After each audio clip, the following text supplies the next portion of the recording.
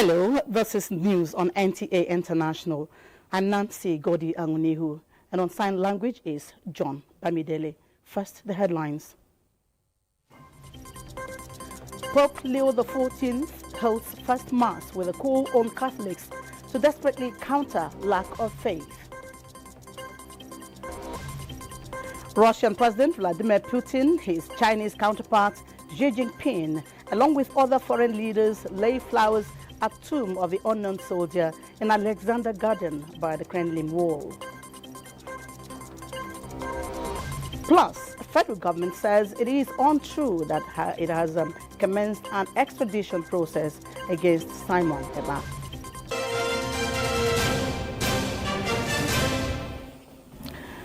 We begin with political developments. The wave of defection into the All Progressives Congress, the APC, continues to sprawl across the country as the three senators from Kebbi State have declared their intention to join the ruling National Party. The senators made the declaration to President Bola Tinubu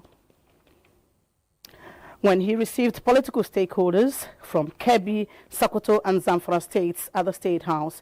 The governors of Kebbi, Nasir Idris, and his counterpart from Sokoto, Ahmad Aliyu, as well as some former governors, were part of the meeting. After their meeting behind closed doors, National Chairman of the APC, Abdullahi Ganduje, revealed that the senators have received the blessing of the president. What is happening in Nigeria today, almost every week in the Senate, House of Representatives, you see members of other political parties decamping into our party. So we came here so that Mr. President will bless this resolution. And Mr. President has graciously blessed this resolution. And by Tuesday, I will urge you to go and see what will happen in the chambers. And leaders have also warned against a one-party state. Are you disturbed? Is that what you're looking at? Is that your agenda? One-party state, you see, if one-party state is a wish and blessing to Nigeria, one-party state is not by force. One-party state is by negotiation. It's by other political parties seeing the effect of the positive governance of our party. If they decide to come into our party willingly, I think there's nothing like that. There's nothing with that. Today, democratic China is one of the most strong countries in the world, and it's a one-party system.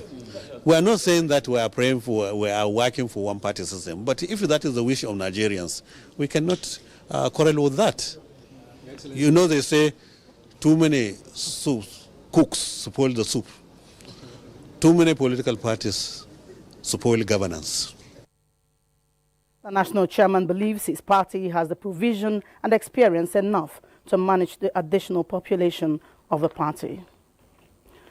Meanwhile, the Southeast traditional rulers have commended President Bola Tinubu over his non-partisan stance and the governance of Nigeria. They gave the commendation during President Tinubu's state visit to Anambra State for the inauguration of projects executed by the governor, Professor Chukwuma Soludo. Franklin Onyekachi reports. The traditional rulers during the inauguration conferred on President Bola Tinubu the title of Dike Simba of Anambra.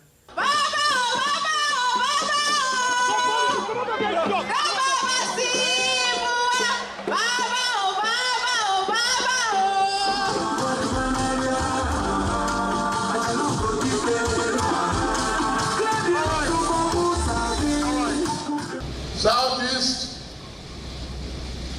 I salute your enterprise, your innovation, and your unwavering commitment to progress. Anambra has long stood as a beacon of commerce, intellect, and cultural strength, a pride not only to the Southeast, but to Nigeria as a whole. They commended the president for being the father of all Nigerians, irrespective of party affiliations. You can see that the president has come to Anambra despite the party division. which shows that Nigeria is one, irrespective of political parties. Tinubu is bringing unity. We're excited. He's the president of the nation who is bringing unity, and we love that. The Southeast traditional rulers also commended Professor Chukwuma Soludo over the giant strides he has made in the state, even as the governor pledged to deliver more projects. New government house, which has broken the jinx of how many decades of Anambra State governors operating from that makeshift government house, which is not befitting, not proper for a state like Anambra State. But now our governor has done it. This is because of the numerous projects, developmental projects that His Excellency Professor Chukwuma Soludo has been doing in Anambra. If not, he wouldn't come here. He wouldn't come here to commission nothing. We are determined to change the trajectory of Anambra from being a departure lounge to a destination of choice. The inauguration saw many parts of the capital city beautified. In Oka, Franklin Onyekachi, NTA News. Pope Leo XIV held a mass with the cardinal electors at the Sistine Chapel a day after his election as Pope. Kolo Mohammed tells us more. The Pope presided as Pontiff over his Eucharistic celebration. He used his first homily to warn against reducing Jesus to a kind of charismatic leader or superman. He said, "We are to bear witness to our joyful faith in Christ, while warning that where faith is lacking, life loses meaning." He deplored the lack of faith, pursuit of power and pleasure, reminding the world that the church must illuminate dark nights of the world. Members of the Christian community rejoiced in the old city of Jerusalem after receiving the news of the election of a new pope, United States-born Robert Francis Prevost, who will be known as Pope Leo XIV. Faithful say they like his person and are proud to have him as their leader. And we feel all the things from the God hands. It's good. I love this new pope. He was a missionary before in Peru. He comes from Chicago. It's the first American pope we have, and I love him. Well, I'm happy it's gonna be similar, just like before. It's like continuation, so I like it. The elective cardinals were commended and hailed for the choice of Pope Leo XIV as the new pontiff. In the meantime, leaders from all the continents of the world have sent in congratulatory messages to the Catholic Church and Pope Leo XIV on his emergence as new pontiff to steady the affairs of 1.4 billion follower Catholic Church. From long ago, before he became Pope, he visited a school here in Abuja, Nigeria, and the teacher in him came alive. The school still have pictures of the memory they say will last a lifetime. Kolo Muhammad, NTA News. Russian President Vladimir Putin, Chinese President Xi Jinping and other foreign leaders lay flowers at the tomb of the unknown soldier in the Alexander Garden by the Kremlin Wall. Kolo Mohammed reports that Russia is marking Victory Day parade with heightened security after days of Ukrainian strikes targeting the capital.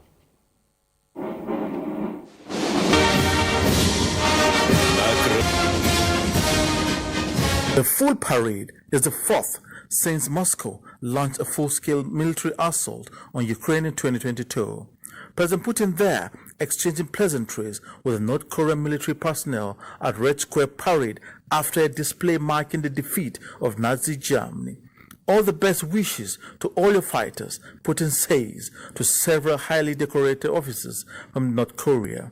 In a major remark at the event, President Vladimir Putin told the world that the whole of Russia backs Ukraine offensive. An applaud followed when he mentioned that the whole country, society and people support participants of the special military operation in Ukraine.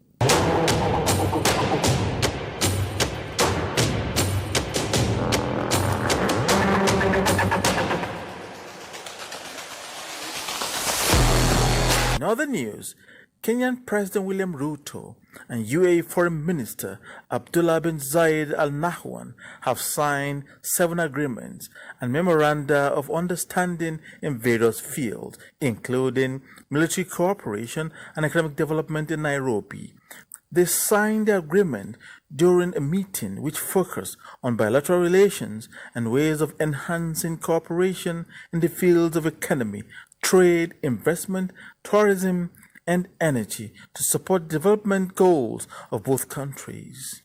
The UAE Foreign Minister said this visit reflects the UAE's keenness to consolidate prosperous and developed relations with Kenya, as well as strengthening bridges of development cooperation with African countries. The two sides also signed a bilateral framework agreement on economic development and customs cooperation and mutual assistance agreement. A memorandum of understanding was also signed between the Federation of UAE's Chambers of Commerce and Industry and that of Kenya to establish a UAE-Kenya Joint Business Council. Kolo Muhammad, NTA News. ECOWAS Ministers of Science and Technology have resolved to initiate policy framework that prioritizes support for youth programs in innovation. This was contained in the Cotonou Declaration issued at the close of the ministerial session of the ECOWAS Forum of Africa Research and Innovation, FARI. Calvin Ewonwaye reports. The Cotonou Declaration is an adoption of the 15-point recommendation of the FARI 2025 Scientific Committee by the body of ECOWAS Ministers of Science and Technology. In the document, they agreed to pursue a common goal of creating policies to aid young innovators in the sub-region, to transform them into entrepreneurs who will champion the region's prosperity goal of ECOWAS. This scientific recommendation should try to align with what is actually affecting us as a sub-region. We discussed about issue of transport this morning with one of my colleagues who wanted to go to Gambia, but he had to travel from Ghana to Cote d'Ivoire to this and that. These are things that science should be able to handle for us by us logging on to any of the airlines, and then we have an open airline, so we should be able to align our sciences with other sectors, not just talking about research and laboratories for the university. For the countries, we cannot oblige a country to, but we are going to monitor with them how to implement all these recommendations. So it's a very good successful meeting. For ECOWAS, the commitment of member states to the implementation of the FARI objective is one capable of energizing the Commission to do more, working with young people in driving ECOWAS Vision 2050. Noting that the next 2 years will be eventful in the lives of the participants of the Stacked Up exhibition and competition, with many of them expected to form an alumni to network and grow together. From Cotonou, Benin Republic. NTA News. EU Chief Ursula von der Leyen Friday stressed the need for migration to be tackled jointly by member states as she hosted new German leader Friedrich Merz, whose government has moved to turn back asylum seekers at its borders. Von der Leyen told a news conference alongside the German Chancellor that migration is a common European challenge and it needs a common European solution. Challenge, and it needs a common European solution. It is with that spirit that we agreed the Pact on Asylum and Migration. Now it's important to implement it, to make it a reality. And this comes along with investment and a lot of hard work. And a pledge to clamp down on migration, the Conservative Chancellor Friedrich Merz made one of the first steps in office, a unilateral move to reject undocumented migrants, including asylum seekers, at Germany's borders, to the notable displeasure of Poland. Von der Leyen stressed that any such measures have to be time-limited and closely coordinated.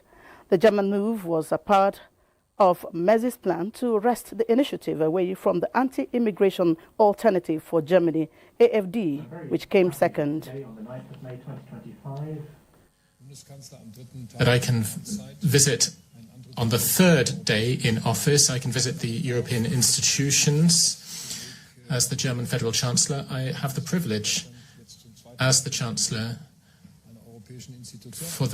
to belong to a European institution for the second time in my life, this time the European Council. As many of you know, I'm looking forward to getting started. I know it's important for us to cooperate in Europe. Germany needs to play a strong role, an active role in the European Union, and the German federal government. But he also stressed he was a proponent of the European single market and the Schengen area. The federal government of Nigeria says it is untrue a report from a section of the media alleging that it has commenced an extradition process against Simon Ekpa. The Attorney General of the Federation and Minister of Justice, Prince Lateef Fagbemi SAN, in a statement in Abuja says the report is a misconception of the clarification of the Chief Law Officer of the nation made on the matter. Ekpa, a leader of the outlawed indigenous people of Biafra, IPOB, is currently standing trial in Finland for the charge filed against him by the Finnish government.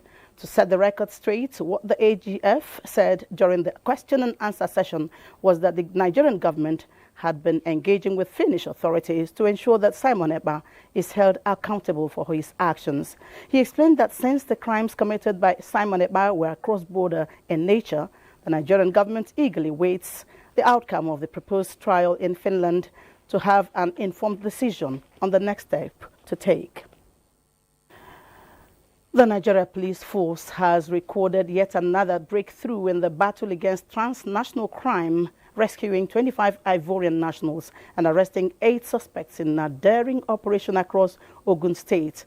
Among those rescued is Laji Yao Pierre, a key victim whose case was brought to the NPF's attention by the National Central Bureau in Abidjan.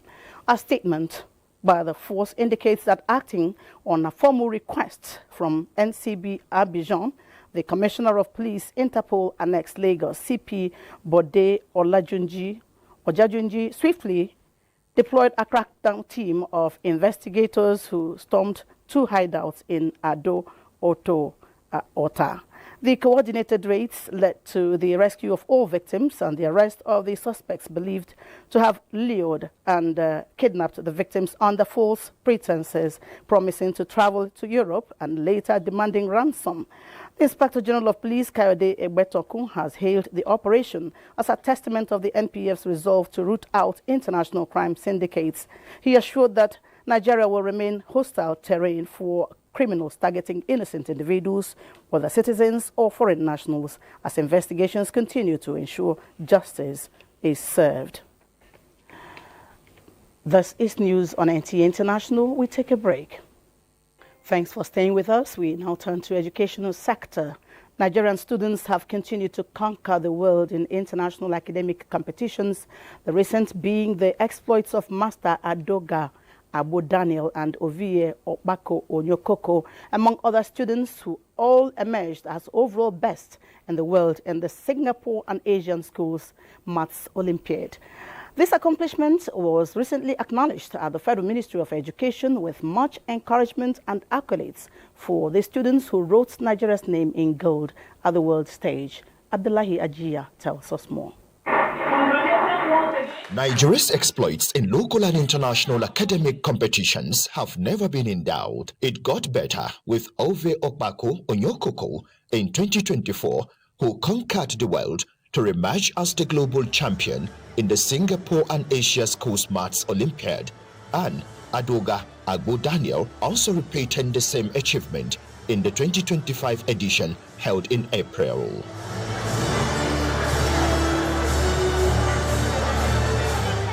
In the STEAM Ahead 2024, I got a gold medal in the science category, silver medal in the maths category, and bronze medal in the cybersecurity category. This year again, I came out with a silver medal for this year's one. So in all this organization, this entire exam writing has helped me a lot, helped me to develop my skills, helped me to develop my thinking ability. The secret is hard work, good friends and family to support you. Also good trainers with experience. Nigeria's dominance also produced silver and bronze medals in the competition, with over 47 countries and 1,000 competitors. So I was a little bit surprised because I wasn't expecting such a score. These global champions were in a brief ceremony presented to the Ministry of Education, where encomium was showered on them. The FME, that is Federal Ministry of Education, retraces its commitment in providing sound educational policies and framework that aligns with the best global practices. My dear young champions, it is important to note that the reward of hard work is more responsibilities that will gear you up to maintain the topmost position in your choosing career. We are here to recognize and appreciate excellent performance. That's why we gathered here to say, take this medal, take this certification for your outstanding performance in this very exam. Stakeholders say for Nigeria to emerge world-best in 2 successive years speaks volume that with more attention and support, more global champions will emerge from the country. In Abuja, Abdullah Hajia, NTA News. The need for Nigerian engineers to adopt innovative solutions to disruptive human activities has been harped on. This came to the fore at the 4th inaugural lecture of Nile University of Nigeria in Abuja. Francis Udojo has the details. The ever-changing world is characterized with several human activities that pose as challenges to humanity. These challenges range from economic, technological, environmental disruptions, digital misinformation, as well as social and cultural disruptions.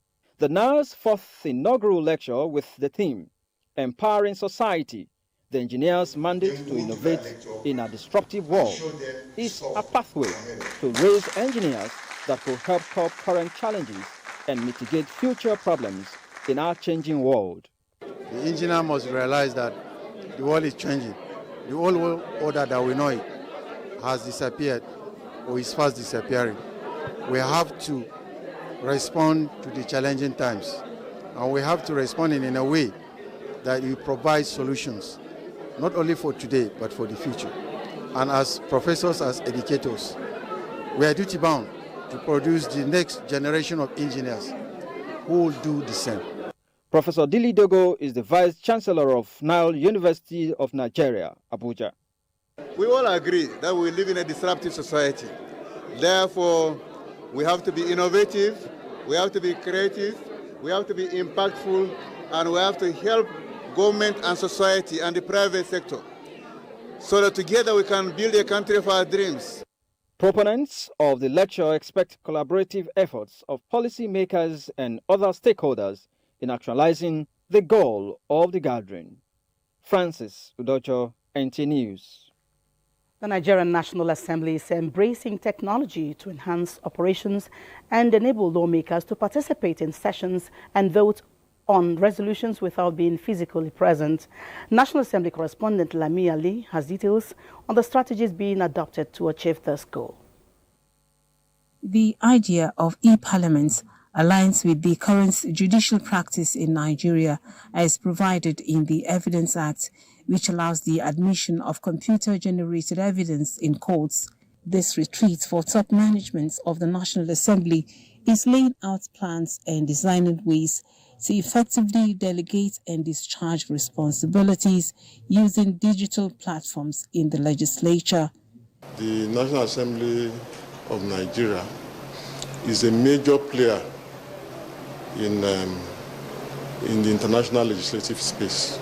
So we can't afford to be left behind in terms of the trending development. We are trying to see how we can bring in a full platform of digital system, the IT deployment, and the IT deployment should help us to work towards achieving that set dream of the e-parliament that have been set aside because of certain legal impediment in the Evidence Act. Especially with the increase in so many structures, like the House of Representatives has increased its number of committees from 109 to 147. And there are so many issues, so many things that have been introduced in the system which require qualified hands to handle. The policy, when implemented, would create better understanding within the public space on the workings of the legislature as proceedings, documents and records can be accessed online. Transformation of our research methodologies, digitalization of our system, especially the archiving system. These are all the things we need digital transformation to achieve. And this retreat, one of the key factors we are discussing at this retreat is digitalizing the National Assembly management system. To preserve institutional memory, and we are going to look at things like staff discipline, and we do look a little bit into staff welfare also, because we are going to look at stress management. The management would be able to develop a strategy, work plan, and vision that would help to keep in place the very important role that the National Assembly plays in supporting and sustaining our democracy. The retreat has as its theme building an accountable, transparent and resilient parliament. Lami Ali, NTA News. That's it on the news. On behalf of John Bamidele, who's been on sign language, this is Nancy Godiangonihu. Thank you.